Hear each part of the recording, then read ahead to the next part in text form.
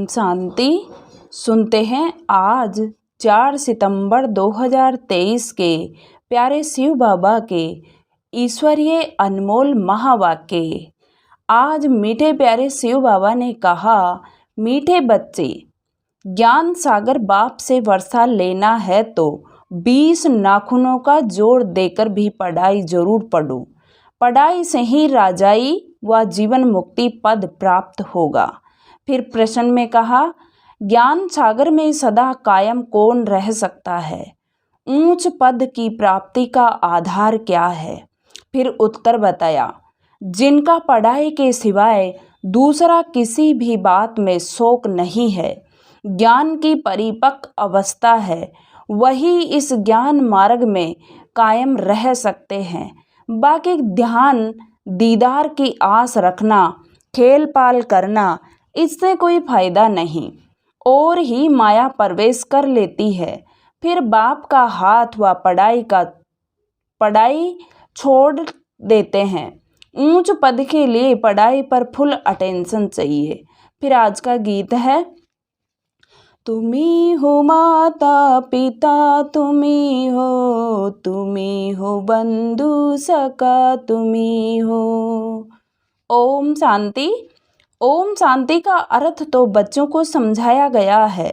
जो भी religious minded अथवा धर्मात्मा पुरुष होते हैं, मंदिर टिकाणे में जाते हैं तो उनके मुख से ओम शांति अक्सर निकलता है, परंतु वह अर्थ नहीं समझते। हम भी कहते हैं ओम शांति, अहम आत्मा। आत्मा अक्सर जरूर आता है। सुप्रीम सोल अथवा आत्मा कहती है ओम शांति। मैं जो आत्मा हूँ, मेरा स्वधर्म है शांत। आत्मा अपना ऑक्यूपेशन बतलाती है। बाप भी कहते हैं ओम शांति। हम भी आत्मा हैं, परंतु मुझे परम आत्मा कहते हैं, क्योंकि मैं सदैव परम धाम में रहता हूँ। मैं जन्म मरण में नहीं आता हूँ। बाप सम्मुख आकर कहते हैं, तुम पुनर्जन्म में आते हो, तुम देहधारी हो। सूक्ष्म वतन वाले भी सूक्ष्म देहधारी हैं। मैं इनसे भी परे हूँ। मुझे कोई स्थूल शरीर नहीं है। सूक्ष्म शरीरधारी को कहते हैं, यह ब्रह्मा है, यह विष्णु है, यह शंकर है। नाम तो शरीर का हुआ ना, आत्मा का तो नहीं है। आत्मा शरीर धारण करती है, तब शरीर का नाम पड़ता है। कोई मरते हैं तो कहेंगे फलाने ने शरीर छोड़ दिया, नाम तो शरीर पर रह जाता है। फिर दूसरा शरीर लेते हैं। परमपिता परमात्मा के लिए तो ऐसे नहीं कहेंगे कि वह एक शरीर छोड़ दूसरा लेते हैं। सबका शरीर पर नाम पड़ता है। तुम बच्चे मेरे बनते हो तो तुमको भी दूसरा नाम देता हूँ, जैसे गुरु लोग नाम देते हैं ना। आजकल कन्या शादी करती है तो उनका भी नाम बदलता है, पुरुष का नहीं बदलता, क्योंकि पुरुष को तो धंधा करना है अपने नाम से। माताओं का तो धंधा है नहीं, इसलिए उनका नाम बदल सकता है। पुरुषों का इंश्योरेंस धंधे आदि में नाम है। अब बाप समझाते हैं, सब याद तो करते हैं, तुम मात पिता हो और साथी हो, खिवैया भी हो, तुम हमको साथ ले चलते हो। देखो कितने संबंधों में आते हैं। शरीर छोड़कर फिर आपके साथ चलना है। तुम बच्चे जानते हो, खिवैया हमको साथ में ले जाएंगे। बाप की कितनी महिमा है। फिर वह कब आएंगे, कब आकर साथी बनेंगे, यह नहीं जानते। कहते हैं जब भक्ति मार्ग का अंत होता है, तब भक्तों की रक्षा करने मुझे आना ही पड़ता है। मुझे खिवैया बन वापिस ले जाना है। तुम जानते हो कैसे आकर माता पिता बने हैं। इनको ही खिवैया गुरु कहा जाता है। छी दुनिया जीवन बंध से जीवन मुक्त में ले जाते हैं, इसलिए उनको पतित पावन खिवैया कहा जाता है। नई दुनिया कहा जाता है सतयुग को। दुनिया तो यह है, सिर्फ पुरानी दुनिया का विनाश होता है। जैसे पुराने घर में रहकर नया बनाए फिर पुराना घर छोड़ना होता है ना, यह भी जब स्थापना हो जाती है तो फिर पुरानी दुनिया का विनाश होता है। त्रिमूर्ति का अर्थ समझाया है, ब्रह्मा द्वारा स्वर्ग की स्थापना करना।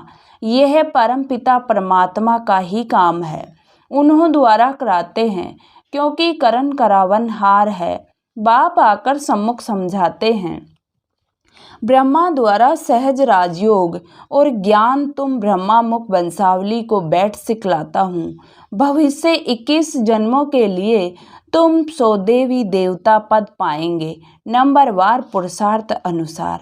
प्यारे बाबा ने कहा, तुम बच्चे जानते हो हम माता पिता से पढ़ रहे हैं, यह है ही ईश्वरीय विश्वविद्यालय। अगर पढ़ाई को छोड़ देंगे तो समझा जाएगा इनकी तकदीर में ही नहीं है। स्कूल तो चलना है ही। बाबा आकर इस ब्रह्मा तन द्वारा पढ़ाते हैं तो बच्चे भल कहाँ भी हो, किसी भी सेंटर पर हो, जानते हो ज्ञान सागर पारलौकिक परमपिता परमात्मा से हमको जीवन मुक्ति का अथवा राजाई का वर्षा पाना है। अगर हम पढ़ाई छोड़ देंगे तो वर्षा पा नहीं सकेंगे। बाप तो आए हैं साथ ले जाने, नई दुनिया स्थापन हो जाएगी, फिर सबको खिवैया ले जाएंगे। तुम खिवैया को भी जानते हो, और जिन द्वारा स्थापना विनाश पालना कराते हैं उन्हों को भी जानते हैं। स्थापना ब्रह्मा द्वारा, विनाश शंकर और पालना विष्णु द्वारा।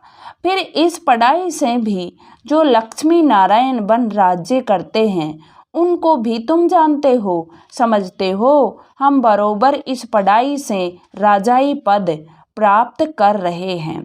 जितना जो पढ़ेंगे ऊंच पद पाएंगे, पढ़ाई नहीं पढ़ेंगे तो पद भ्रष्ट हो पड़ेगा।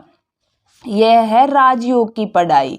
बहुत बच्चे पढ़ाई पढ़ते पढ़ते थक जाते हैं, नहीं पढ़ना माना थक जाना, कहते हैं बस आगे हम नहीं पढ़ सकते।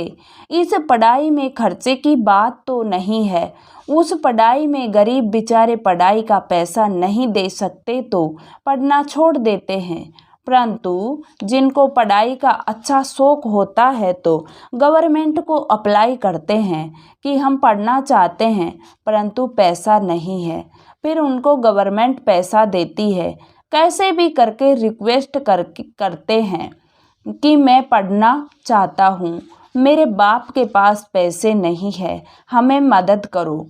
गवर्नमेंट पास पैसा न होने के कारण रिफ्यूज कर देती है। समझते हैं हमको पढ़ना तो ज़रूर है, फिर क्या करेंगे, बड़े साहूकार व दानी पुरुष के पास जाएंगे।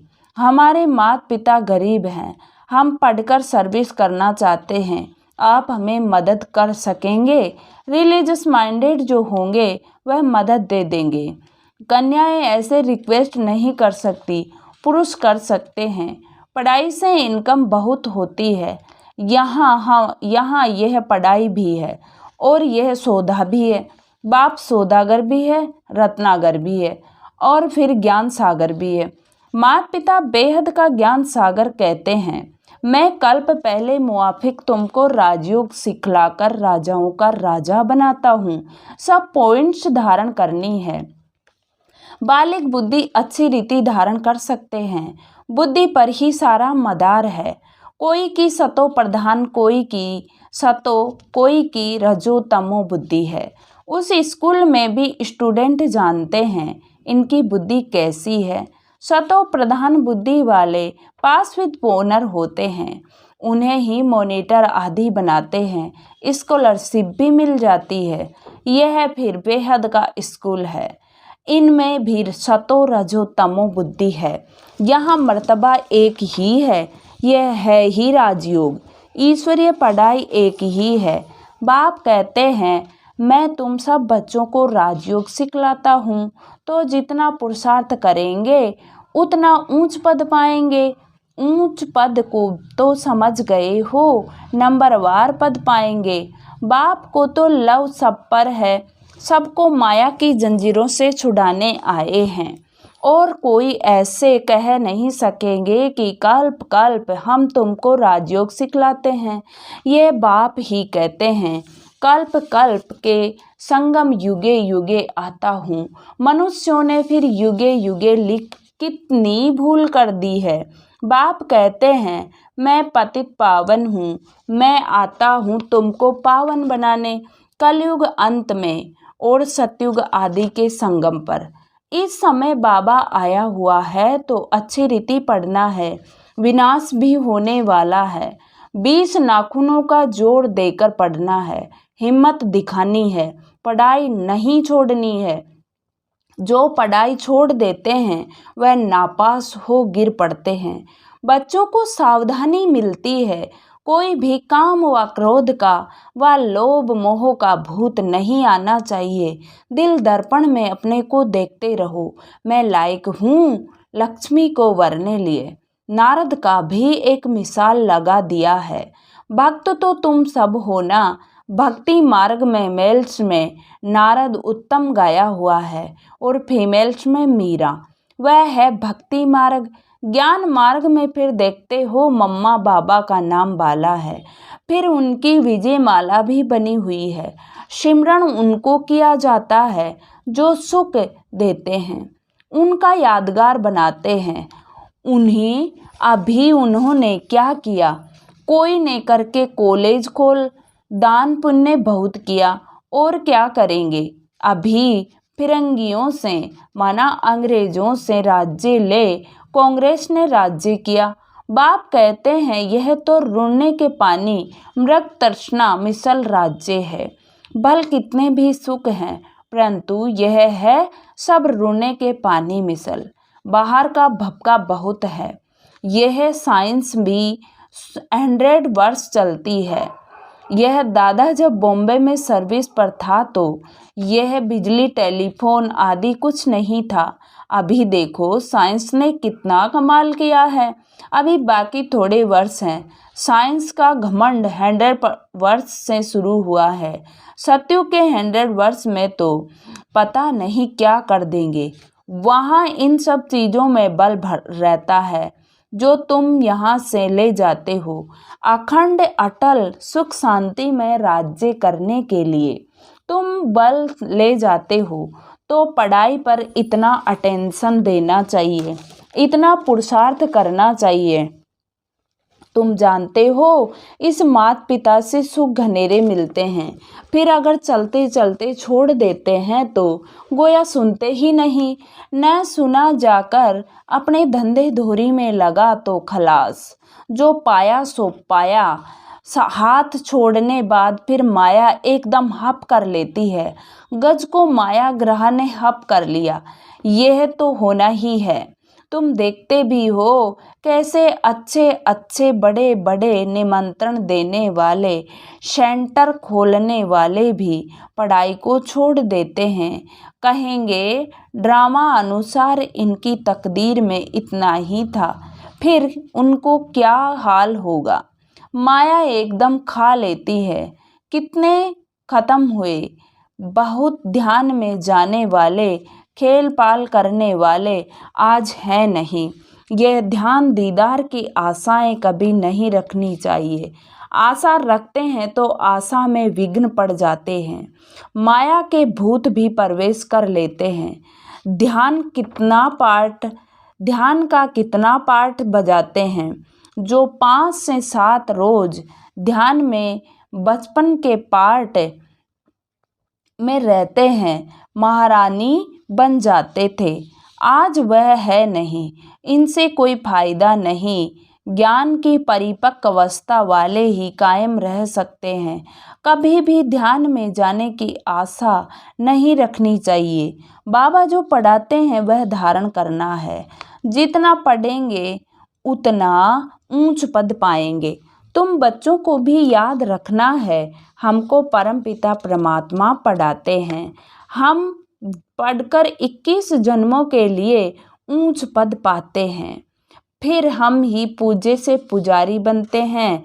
जो ब्राह्मण कुल के बनते हैं वह ऐसे ही कह सकते हैं, दूसरा कोई कह न सके। भारत का ही खेल बना हुआ है। तुम कहेंगे हम पूज्य सो देवी देवता बनते हैं, पूज्य ही फिर गिरकर पूरे 84 जन्म लेते हैं। बच्चों को यह सब मालूम है। शिव बाबा का ऑक्यूपेशन भी तुम जानते हो। सेकंड में निश्चय से तुम वर्षा ले सकते हो। कहते हैं हम ईश्वर के बने हैं, फिर ईश्वर को फारगती देना वंडर है ना। स्कूल में पढ़ते हैं, अच्छे नंबर में पास हुआ तो उनको सपूत समझा जाएगा। स्टूडेंट अपने को भी सपूत समझेगा। बाप और टीचर भी कहेंगे यह सपूत है। यह तो बाप टीचर गुरु एक ही है। बाप भी यह है तो टीचर भी यह बन हमको पढ़ाते हैं, फिर साथ भी ले जाएंगे। बाप कहते हैं हम साथ इकट्ठे चलेंगे। तुम्हारी ज्योति बुझ गई थी, अब जग रही है। हमारी ज्योति सदैव जगी हुई है। सारी आत्मा की भी बात है। तुम जानते हो हम आत्मा अशरीरी आई, फिर अशरीरी हो जाना है। हमारा खेल पूरा होकर फिर रिपीट होना है। यह तुम बच्चों को बुद्धि में समझ है। फिर बाबा ने कहा तुम मात पिता हम बालक तेरे, तुम्हारी पढ़ाई की कृपा से हमको कितने सुख घनेरे मिलते हैं। ऐसे मात पिता को कभी भूलना छोड़ना नहीं चाहिए। बाप कहते हैं ऐसे मात पिता बाप दादा को जो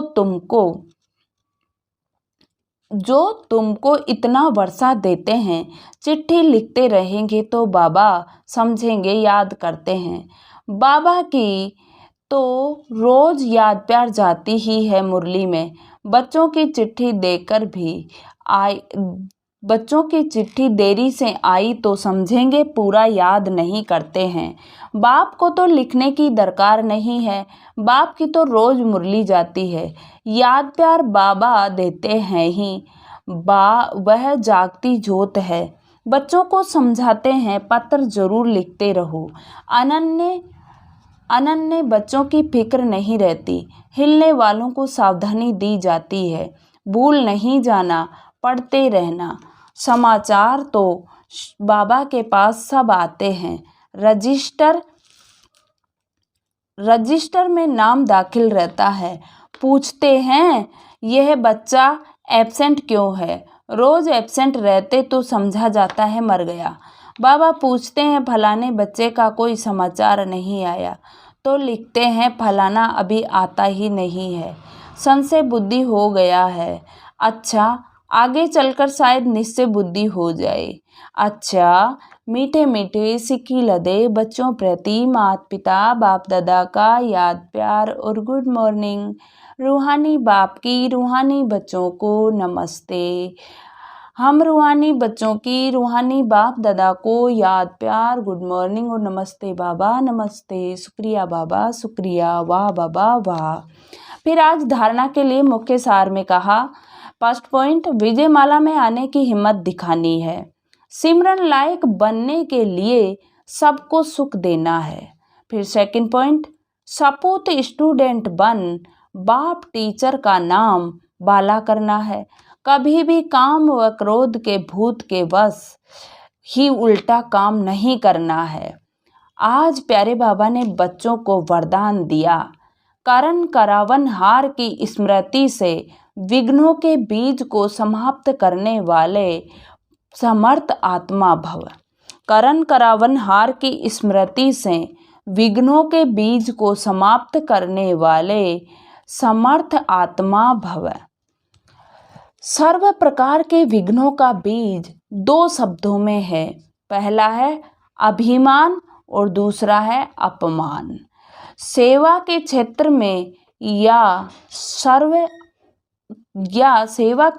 में या अभिमान आता कि मैंने यह किया, मैं ही कर सकता हूँ, या तो मेरे को आगे क्यों नहीं रखा गया, मेरे को यह क्यों कहा गया, यह मेरा अपमान किया गया। यह भावना भिन्न भिन्न विघ्नों के रूप में आती है। जब सुखदाई खिदमतगार है, करान करावनहार है बाप, तो अभिमान कहाँ से आया। अपमान कहाँ से हुआ। इसलिए कंबाइंड रूप की स्मृति द्वारा समर्थ आत्मा बनो तो विघ्नों का बीज सदा के लिए समाप्त हो जाएगा। आज का स्लोगन है, ज्ञान स्वरूप बनना है तो बाप और पढ़ाई से समान प्यार हो। ज्ञान स्वरूप बनना है तो बाप और पढ़ाई से समान प्यार हो। ओम शांति। आज की मुरली से सोमान लेंगे, मैं विघ्न विनाशक समर्थ आत्मा हूँ। मैं विघ्न विनाशक समर्थ आत्मा हूँ। ओम शांति। ओम शांति।